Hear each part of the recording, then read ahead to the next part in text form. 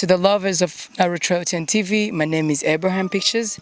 Today we have a beautiful evening. It's sunset here in Africa, Changwali. We are looking into the history, the details of Bluebird Academy, and here with me is the CEO. He's going to first introduce himself to the viewers, and then we will get into the details. Yeah, thank you so much, the viewers and the Bluebird Soccer Academy fans.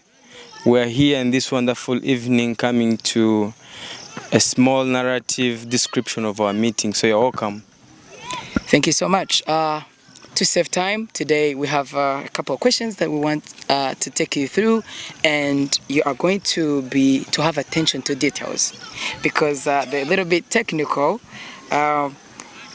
As for the starters, like I said earlier before, Narrow Trail 10 TV, to the subscribers that we got, and to the people who subscribed, to the ones who had to press into the notification ring, to the people who are to come into the membership, we have the whole accommodation within the channel. So today, the first question says, have you ever played football in your childhood? Yes or no? Yes, I've ever tried, but not too professional. Sure. Here, it was here even in this pitch. Here? Yeah, in this pitch here. How's the experience? How many years? That's 12 years back. 12 years back. Most of these players some of them were not even born, and others, if they were born, they were just toddlers in the village. The toddlers? Yeah. So we're moving, like I said earlier before, we are having the clear background and the history of Bluebird Soccer Academy. You have been doing a very great job. It's a very huge thing to commit your entire life to building the young Ronaldo, the young Messi, the young Mbappe, the younger everyone, the younger stars in the football industry, right? Yeah. That is soccer, right? So of all the things, why football, not another game? Yeah, we like football because one, it's a game that everyone likes. Let's say in the camp and even beyond the settlement. Then secondly, when you look at football, I think it brings peace for men, women, even children, because on average, on this local pitch of ours, if we have a game on Sunday, we have over 150 fans to 200 on this small pitch, the way you see it. If you organize tournaments, we always have around 300 to 400 fans that come to view the tournaments organized by the academy. So we like soccer because one, it is a way of relieving stress. Yeah. Then the other one, it is something that most kids are passionate about. Sure. However, we are looking into, because we have big land here, we are looking into bringing basketball and volleyball. Sure. And our coaches and the procurement team are doing that so that even we can attract a bigger sport. Yep. But the big goal will still remain in soccer because it's what our foundation is built on. Yeah. What is your greatest inspiration opting for football, not any other sport or game in the whole entire sport industry? Yeah, when you look at averagely in the sports industry, soccer plays a very crucial role, especially in Africa and in Europe. When you look at the region we are in, we have Kitara, we have Boma FC, yeah, we have Buhimba Saints, and these are teams that have grown up from grassroots. And me myself, growing up in this camp and also going to Kampala and Hoima, yeah, I've witnessed firsthand the impact of football. Yeah. So the reason why I've committed myself to this is because, one, when myself I look at football, I look at the impact it have created. For example, you look into media and you realize like Nicolas Jackson for Chelsea, yeah, or here those of Bukayo Saka have given support to their communities. Yeah. It gives me an impression that the players we have at Bluebird here, at one day or one time, whatever we're giving them, they'll be able to share it back in the community. How? We believe in the transition that they will live here. We help them to transit to big clubs that are within the region, because We already licensed our academy. We even have the license number.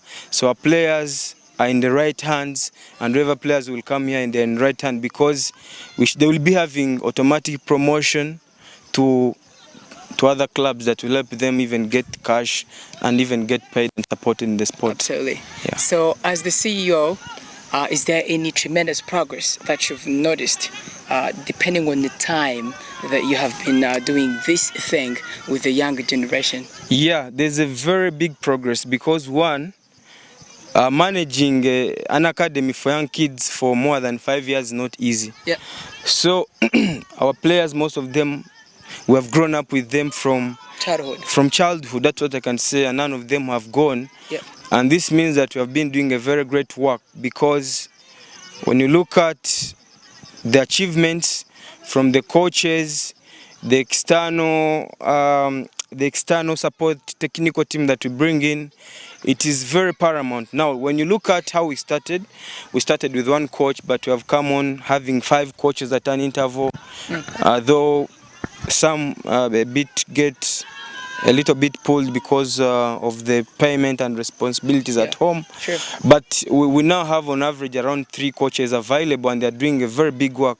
So a very big achievement that I've seen is, one, the resilience of the coaches to be willing to train these players. Then the players themselves valuing their talent with us, and they train without any bad repercussion, but they train with a goal and a vision. Yeah, as the CEO yes. Of this team, what is the vision you got? What is the vision you got for the big dream that you started? The big dream is to have united young people who are committed to giving back to the community through sports, particularly soccer, because when you look at these kids, we bought for them tablets and they always have match reviews. And as you look at this land here, I want to put here a video hall whereby the kids will have a TV. We want them to be analyzing, at least they be looking at what has their inspirational players done. Then secondly, that we want to do as the academy is we want to make sure that every year in and out we bring in people. Like when you look at 2023, we invited Joseph from Norway. He came over with technical support, and you guys were there to cover us, and we appreciate that. That was a very great experience. Yeah. Then last year in 2024 December, we had a wonderful trip to Hoima, playing against one of the big teams in the Uganda Premier League with the academies, that is Buhimba Saints. Sure. So these are the tremendous impact that we are trying to look at. That's the goal. The goal is to ensure that we have players that are very visionary, that can pay it forward to others, even when me have left or even when the coaches have left. Yeah, that's the goal, paying it forward to others. As far as support is concerned, do you have any group of people or organization that gives you the support to still stand? Well, having this initiative in the refugee settlement is a bit challenging, because most organizations in the camp here don't support sports. So as the management, we have always tried to, because we are registered, meaning that we are eligible to apply for grants. So we have received the 2 grants behind, like we received one from LBF Little Big Fund to buy bicycles for our coaches and balls. We also received the grant from the Global Refugee Youth Network that helped us to buy the tablet for the kids and more jerseys for the players, and even do a tournament, which was one of the best tournaments in the camp that Cosmos won. So when you look at that, it's one of the big things that, you know, we look up to and we appreciate so much. So this takes me to the next question that says, apart from football, do you have any other game that you engage your kids in to make sure that you have a wide perimeter of versatility? Yeah, apart from football, of course, you know, it's all about what the kids are interested in. Apart from other games, we don't restrict them, but apart from football, what I can say is we engage them in productive or off soccer activities, like we're introducing coding for computers. We have partnered with a computer expert, so that's an activity that is going to help our kids even get employment in the future. Then secondly, we have leisure time whereby we can interact through mentoring them, speaking to them, and sharing stories. That's also a non-sport activity that we engage in with players. Then the other one is community involvement. When you look at our projects here, the pitch, they are there. Those projects are really, we're starting them. They are all started by players from down to up. From the scratch. From the scratch. So we encourage players come for our contribution, and we do that. So those are the things we engage in the players. What is your long-term dream that you would ever want to see your kids achieve? My long-term dream is to see that the kids are inspired and they are doing what really motivates them. And then Bluebird looks forward to having these kids playing bigger teams beyond Uganda. That's because when you look at them, they have visions, they have talents. So my biggest dream is to see my players playing for the Madrid, playing for Barcelona, playing for Chelsea, playing for Arsenal, and playing for Man U, wherever league it will be. But the goal is to see them on the television, and we are looking towards that. We are going to achieve that. Let's talk about money. Yep. Money is one thing that keeps the world rotating. So as a team that needs a lot of things to see it still stand, do you have any specific financial support system that you have? Or is it like a person or organization? There's a similar question that I asked before, but now the whole question is, do you have, talk about the financial part, how do you get the money to make all these things happen? It's really not easy to get the money to do this because one, we are not having a single organization that donates to us, but we keep, as I told you, keep applying for grants. We keep looking from individuals. Now, like for example, I have friends that I studied with and they believe in the vision. Whenever we need some support, I tell them, hey, we are going for this activity, can you chip in? So they chip in some small money, I inform the management and they do the planning. Then secondly, we have also tried to get a few individuals who sponsor our kids, because personally, as you have asked, we don't have a direct donation from any big organization or any big billionaire that gives us money. So when we give these kids opportunity to study, we give them the chance, but we don't have the money. But what we do, we speak to the people who believe in the vision, the people who really love what we are doing, and they're really helping to support. So we have individuals who sponsor our kids, and we have individuals who occasionally buy sports equipment for the team. And that's how we are running. That's so interesting. Yeah. So moving to the next part, and as the second last question, could you talk about the challenges that you've encountered in the long run, and also talk about the strategies that you laid to see that you overcome the challenges that you've been facing in the previous year? Well, the first challenge that I've been incurring, one is having a sustainable project that will run the club. So we have outsourced for one of the local farmers who do chicken production, and we are going to buy around 100 chicken that every player is going to have here at the pitch, so that at least they can be buying boots from there. Then secondly, as you see that structure, they are going to put their goats, and these goats also are going to be also helping us to buy balls and other things. Then also we want, at least at the end of every year, we have a small gathering, at least all our players, we can slaughter a goat and have a meeting. Even we invite you guys, because you guys are big partners. So then the other challenge we have been facing is paying the coaches. Up to now, it's still a problem, because when you look at these kids, we have around 60 kids registered with us, and more are coming. Now these coaches cannot only be attended by 3 coaches, so we need more 5 to 6 coaches that can support in, but we don't have the money to pay them. And since the coaches have a lot of responsibilities that we have always recruited, they go away.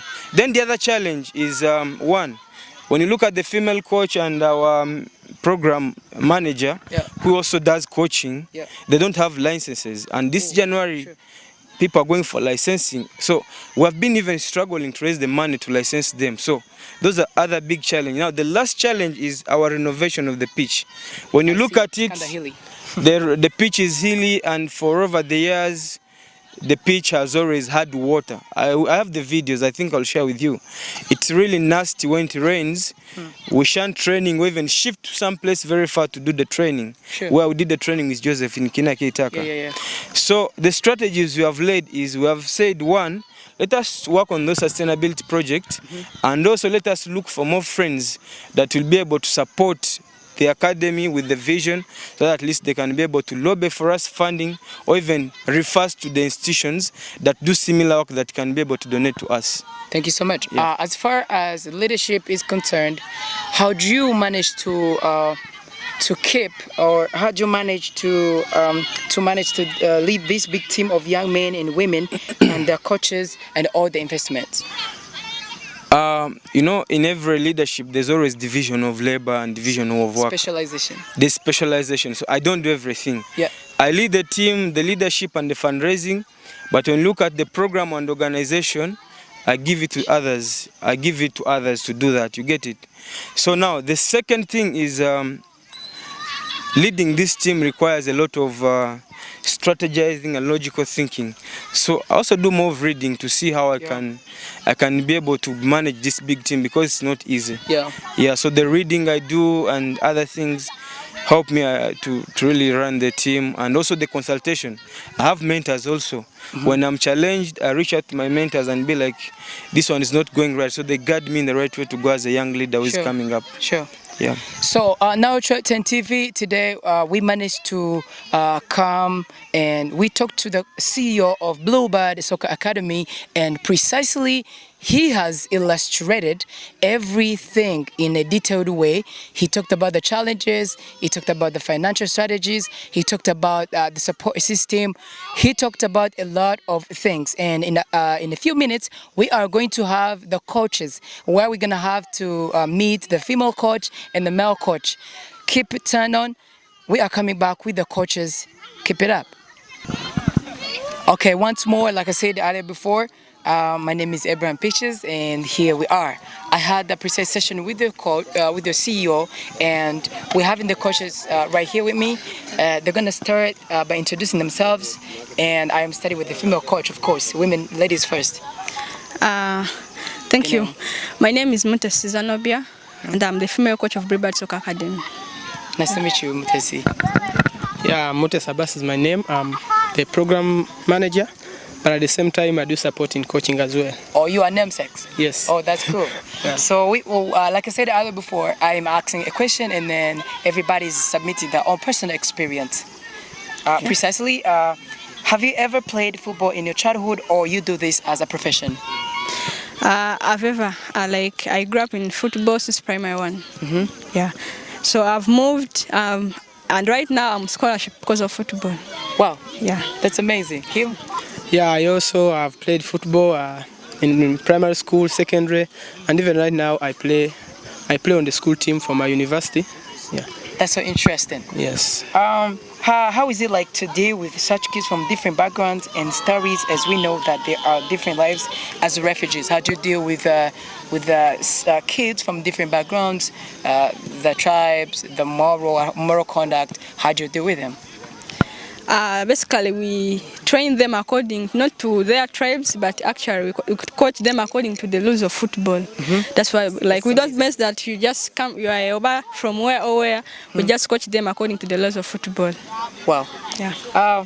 What is the most interesting thing do you find while working along with the kids, and what are those particular goals as a coach do you desire to see a kid achieve on a daily basis and in a long term? That desires, the goals that you would like to see your kids achieve? Yeah, well, the most interesting things, according to me, the transformation of these kids. Wow. You know, sometimes we find these kids when they cannot even listen to their parents. Yeah. Some of them will bring them here, in the first week or the first month. Their mothers keep coming, please talk to my son. My son is not fetching water. My son is not doing anything at home. But as they spend time here, even some of them will find them when they no longer want to go to school. Wow. The kids say, the mother says this child has refused to go to school, but as you keep training them, keep working with them, you find they now accept to go back to school, they study, they start behaving well, and when I see that kind of transformation, I feel really pleased. And then what I want to achieve, for me, just my goal is if I can see some players play to the professional level. Yeah. Because you see, this football is something very funny. If just one kid like this, one kid from, as you see, a group of kids, if one kid makes it to the professional level, like plays to the level of Premier League, it's enough he can employ the rest of the team members. So imagine if like 5 or 10 play to the professional level, it can be amazing. So as far as leadership is concerned, and as a leader, you have a lot of people that are looking onto you and to make sure that you become their role model. What are those specific things that the kids are likely to learn from you and help them have a very good journey in their football career? Basically, according to me, I'm a good leader. Yeah. Yeah. According to what people comment and also what I learned, what like basically that these players learn from me is confident. Sure. Confident. Yeah, because like we are in Lul and it's not like common for a girl to coach them. So if they see someone like me, they'll say, oh, if coach can coach us, then why not me? Yeah. They'll just get that confidence. Like they will become their leaders, not only at the pitch, but at home, in the community and everything. Sure. I also promote their discipline because also they see from me, I'm the exemplary. If I come and I tell them do this, they will understand because I'm also giving myself self-respect. So if they see our coach doesn't do this, automatically they also do the same. As a female, it's on a rare occasion to find a female coach coaching male players. What are those hindrances or challenges that you've encountered in the long run, having the whole entire playground full of male and then you are a female and you have to talk to them authoritatively? What are the strategies that you lay and how has it become difficult to you? The first challenge I get, some boys, they do like, oh, she's a female, you can't do this. Yeah. But actually, if you're too funny to kids, Yeah. they just take you for granted. I know. And if you act serious, of course, they'll have that respect for you. So what I do, I give myself respect. I tell them, if it is like this, I'm the coach, you have to follow. If you don't want, we shall give you a ban or shall do this. Yeah. So by that fear that I impact in them, they have to respect me. Talk about the money. Talk about everybody that works. Of course, they have to get something in return, right? Yeah. As coaches who always invest the whole entire time seeing these kids progress, do you really get paid? And if yes, is it satisfactory? Are you guys okay and satisfied with the money or salary that you get paid in return? On the side of salary, we don't get we don't have contracts reading that we are earning this salary scale at the end of the month. Sure. Yeah, but as I said, I'm the manager. So like sometimes money is not there. Yeah. But when money is there, we get some small motivation. Yeah. Which can be like facilitation for transport of our transport coming to the pitch and going back. Yeah. Like that. But as you said, is it satisfactory? For us, money is not the major motivation. That's so interesting. For us, to come here. Like if you want to be in Bluebird, Bluebird should also be in you. Like you love to see kids progress. Yeah. You love to see kids move from one level to another. And another thing also, our boss, our CEO, is also a good leader. You know, leadership, a good leader must be someone who can put hope in people. Yeah. Like we want to reach that level also where at the end of the month, each coach is getting a specific amount of money as salary, but we have not yet reached there. But now our CEO gives us that hope that maybe with time, we shall make it, we shall reach there, and we also have that hope. We trust in him and his words, we are sure we shall make it there. But at the moment, we don't get specific salary, but we are moving on. And that takes me back to the last statement that says that, is it satisfactory? That question remains unanswered, maybe for next time, right? So conclusively, as coaches, like I said before, can you talk about the challenges that you encounter in the long run, or playing, coaching, going to places, and what are the strategies have you laid to see them resolved? Okay, the challenges. One, this is a refugee settlement. Yes, ma'am. It is far from town, so most guys do depend on digging, Yeah. doing home shows so that they can get a living. So you might find some people, parents, don't Yeah. know the importance of football. So you find out that you're telling a kid come for training, but actually the mom doesn't want because they don't know maybe what is the result. So our strategy on that, we just go talk to the parents physically as coaches. We Yeah. try our level best. We convince them that this and this. And for example, some of them are now on scholarship. That's one thing to convince a parent that your child is not only playing football for free, but also it's helping them achieve their academic whatever. So another thing is that getting a land for a pitch here is not easy. Yeah. But now what we did is just to convince some people here, and we are doing a great job. People are seeing. So I think via their appreciation, they helped us with the pitch. That's one challenge, though it's not well leveled and stuff. So we are getting hard challenges in training. We can't use the whole pitch because the other side is somehow bad. It has some kind of So potholes. we are getting also that problem. Yeah. Though the land is there. So another thing also is training kits.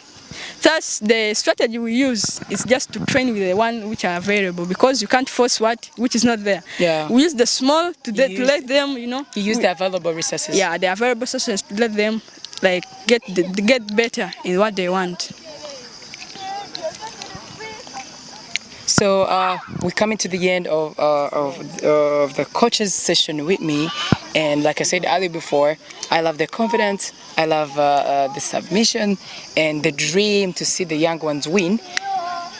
Now the whole session of you and me is done, so we are switching to talking to the kids, of course. So you have the right to go. Yeah, sure. Like I said earlier before, we are done with this session of the coaches. They've described what they go through, the challenges, the progress, the everything, you understand? And if you're out there and you notice that this is a refugee settlement, so we are likely to have new talents coming through, new everything is coming. I explained and they explained too. They submitted their challenges, their strategies to see them resolved. So here I have the young men who are part of the team, players, and I hereby letting you introduce yourself, sir. What's your name? Okay. Good evening once again. My name is Ndashimez Nedin, the team captain for Bluebird Soccer Academy. Okay. Yeah. I'm a defender and I play as a number 5, so that's what I'm dealing with in the defense. And you? Yeah, I am by the names of Manuel Sadiq. Yeah. A player at Bluebird Soccer Academy. Yeah. And yeah, I am. So I am going to start with one question, and of course when I ask a question, everybody of you is going to submit their own personal opinion, okay? Get closer, sir. Get closer, get closer. What does it feel to be here and playing football at this academy? How does it feel? How do you feel being here playing football for this academy? Okay. As we all know, football is something that is not played because everyone wants to play it, but it's because of talent. Yeah. So as we grew up with such a talent God blessed us with for football, most of us, we are not supposed, okay, I can't say we are not supposed to be here because we are here right now, but in some years back we are not aware of the team, and on our way of the team we tried to reach, and we began developing as training is them, and right now as we can speak, we are hopefully things are going on well, and we are happy for this club that is helping us so much. Thank you so much. Why football in all the games? Why football? Yeah, football is not only my talent but my life. Wow, that's what I can so say. Yeah, because the way I see in myself, I see like football is the only thing which can help me achieve most of my goals, dreams, and other things. So, is this something that you've always done since childhood, or you do it as a profession? No, I have done it since childhood because I loved it. By the time I started understanding things on earth, like, yeah. Is it the same? Have Yeah. you? Is it like? Have you done it from childhood, or you do it as a profession? No, it's not profession. You know, when You've you are done it doing since childhood. something that has an ability to reach right now, it means that you began it when you're still young. Thank So you I so much. began it when I'm still young, and I went on developing, and as I'm here right now, it's not profession. I'm just still also developing. Thank you so much. Let me Okay. switch to another segment of the question. What inspires you to do football, not any other game? What is your biggest inspiration? What is that person or individual that you look unto? What is inspiring you to do football, not any other game? Okay, so I can say it's like they are trying to ask us about the role models or people who inspire us. Yeah. Like me when I was still young and up to now still, the one who was mostly inspiring me is Cristiano Ronaldo and That's amazing. Sergio Ramos. Wow. So cause Cristiano Ronaldo is the main person that he inspired me so much. But when I went going on developing my talent, I found myself in the same course for being a defender, and Sergio Ramos was my best fan and a role model So for that's your that biggest moment. inspiration. Yeah, those two guys are. I take them That's as my so interesting. yeah. Living in a resettlement that we have to talk about different ethnic groups and different tribes. So gathering in the whole team together, that means you have a lot of people coming from different places, right? Yeah. So how do you communicate, like, as far as communication is concerned, like languages? How do you guys communicate? Okay, for the communication, because we are in the same club but different tribes and ethnic Yeah, groups. sure. We have here there are some Banyarandas, Congolese, Sudanese, Bagegeres, and most of us we all go to school. And that thing of going to school is one that is helping us mostly, because if you are going to school and you are coming back and you know some little English, it is one that is helping us mostly at the field. We talk in English, and if there's any supplement you can add, you can talk maybe like in Kiswahili, because also I see Kiswahili is like almost heard by all those tribes. Everybody in the camp. Yeah. Mr. Sir, what do you gain from playing with BSA?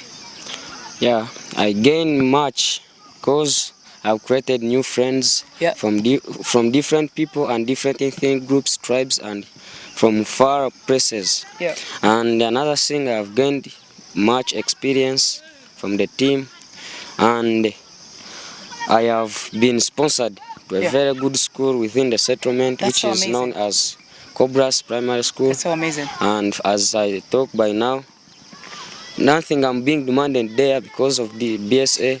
They always give everything required. Yeah, precisely. We are running so fast to beat the time. So can you talk about what challenge do you face on a daily basis that you feel the board has to work on? We have challenges like we have few training equipments, Yeah. like due to lack of supporters and other things. Then our coaches, they are also few. We have only 2 coaches. Yeah. And the one is female, and what I'm sure of, she's not even licensed. She's just working out Yeah, of they talk about her that before. experience. Then the coach, she lacks much support.